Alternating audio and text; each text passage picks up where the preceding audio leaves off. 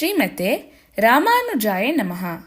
ವಿಷ್ಣು ಸಹಸ್ರನಾಮದಲ್ಲಿರುವ 45ನೇ ತಿರುನಾಮ ಧಾತುರುತ್ತಮಃ. ಒಮ್ಮೆ ಬ್ರಹ್ಮದೇವನು ಅತ್ಯುತ್ತಮ ಸೌಂದರ್ಯವುಳ್ಳ ಮಹಿಳೆಯನ್ನು ಸೃಷ್ಟಿಸಲು ಬಯಸಿದನು. ಪ್ರಕೃತಿಯ ಅತ್ಯಂತ ಸುಂದರವಾದ ಅಂಶಗಳನ್ನು ಬಳಸಿಕೊಂಡು ತನ್ನ ಶಕ್ತಿಯಿಂದ ಅವಳ ರೂಪವನ್ನು ನಿರ್ಮಿಸಿದನು. ಆಕೆ ಪರಿಪೂರ್ಣ ಸೌಂದರ್ಯದ ಪ್ರತೀಕವಾಗಿದ್ದಳು ಹಾಗೂ ಅವಳು ತಾಯಿಯ ಗರ್ಭದಿಂದ ಜನಿಸಿರಲಿಲ್ಲ. ಇದನ್ನೆಲ್ಲ ಗಮನಿಸುತ್ತಿದ್ದ ನಾರದರು ಬ್ರಹ್ಮನ ಬಳಿಗೆ ಹೋಗಿ, ಈ ಸುಂದರ ಕನ್ಯೆಯ ಹಣೆ ಬರಹವನ್ನು ಏನೆಂದು ಬರೆಯಲಿದ್ದೀರಾ ಎಂದು ಕೇಳಿದರು. ಬ್ರಹ್ಮನು ಅವಳಿಗೆ ಅಹಲ್ಯ ಎಂದು ಹೆಸರಿಟ್ಟಿದ್ದೇನೆ. ಅವಳ ಹಣೆ ಬರಹವನ್ನು ಸಹ ನಾನು ಅಹಲ್ಯ ಎಂದೇ ಬರೆಯುತ್ತೇನೆ ಎಂದರು. ಸಂಸ್ಕೃತದಲ್ಲಿ ಅಹಲ್ಯ ಎಂದರೆ ಯಾವುದೇ ತಪ್ಪು ಅಥವಾ ದೋಷವಿಲ್ಲದ ಪರಿಪೂರ್ಣ ವ್ಯಕ್ತಿ ಎಂದು ಅರ್ಥ.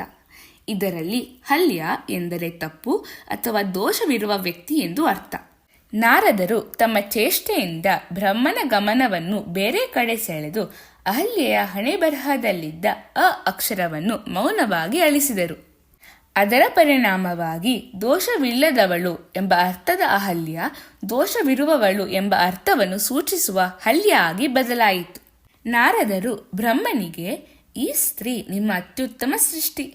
ಅವಳಿಗೆ ಯೋಗ್ಯನಾದವರನನ್ನು ನೀವು ಹೇಗೆ ಹುಡುಕುತ್ತೀರೋ ನೋಡಬೇಕು ಎಂದಾಗ ಬ್ರಹ್ಮನು ಸ್ವಲ್ಪ ಸಮಯ ಯೋಚಿಸಿ, ಈ ಪರಿಪೂರ್ಣ ಸ್ತ್ರೀಗೆ ತಕ್ಕ ಪರಿಪೂರ್ಣ ಪುರುಷನನ್ನು ಸೃಷ್ಟಿಸಲು ಈಗ ನನಗೆ ತುಂಬಾ ಸುಸ್ತಾಗಿದೆ.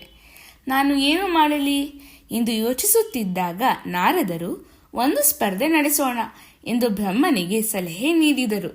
ನಾರದರು ಸ್ಪರ್ಧೆಯ ಮಾತು ಎತ್ತುತ್ತಿದ್ದಂತೆಯೇ ಎಲ್ಲಾ ದೇವತೆಗಳು ಒಬ್ಬೊಬ್ಬರಾಗಿ ಬಂದು ಆ ಸ್ಪರ್ಧೆಯಲ್ಲಿ ಭಾಗವಹಿಸಲು ಸಿದ್ಧರಾದರು.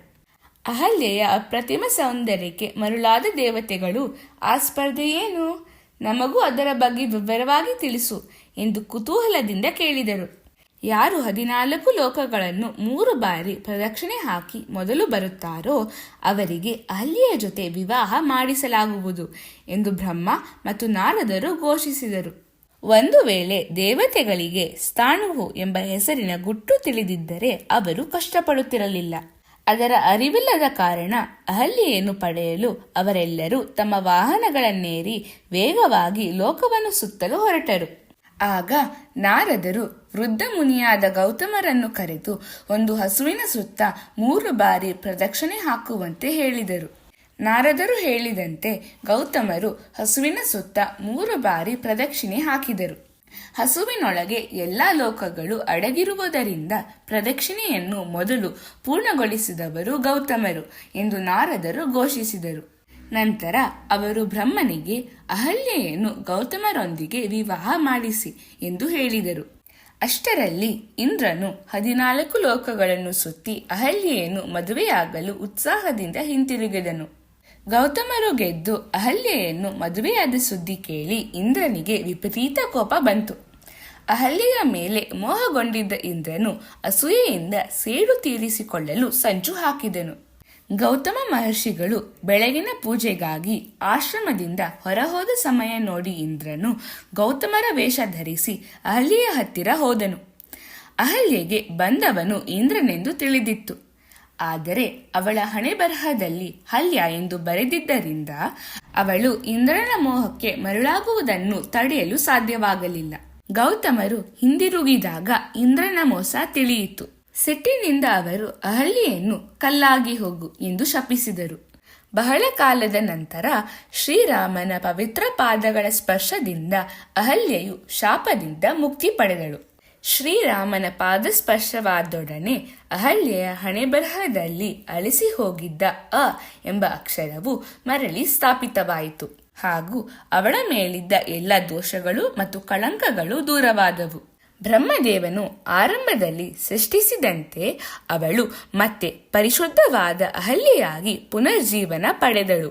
ಬ್ರಹ್ಮನಿಗೆ ದಾತ ಎಂಬ ಹೆಸರೂ ಇದೆ. ಧಾತುರುತ್ತಮಃ ಎಂದರೆ ಬ್ರಹ್ಮನಿಗಿಂತಲೂ ಶ್ರೇಷ್ಠನಾದವನು ಆ ಪರಮಾತ್ಮ.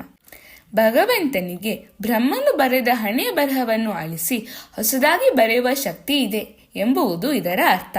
ದೇವಸ್ಥಾನದಲ್ಲಿ ಶಟಾರಿಯನ್ನು ತಲೆಯ ಮೇಲೆ ಇಟ್ಟುಕೊಳ್ಳುವುದು ಅಹಲ್ಯೆಗೆ ಶಾಪ ವಿಮುಕ್ತಿ ದೊರಕಿದಂತೆ ನಮಗೂ ಕಷ್ಟಗಳಿಂದ ಮುಕ್ತಿ ಸಿಗಲಿ ಎಂಬ ಭಾವನೆಯಿಂದ.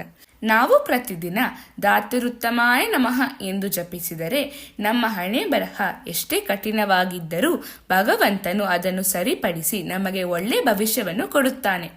ಶ್ರೀಮತೆ ರಾಮಾನುಜಾಯ ನಮಃ.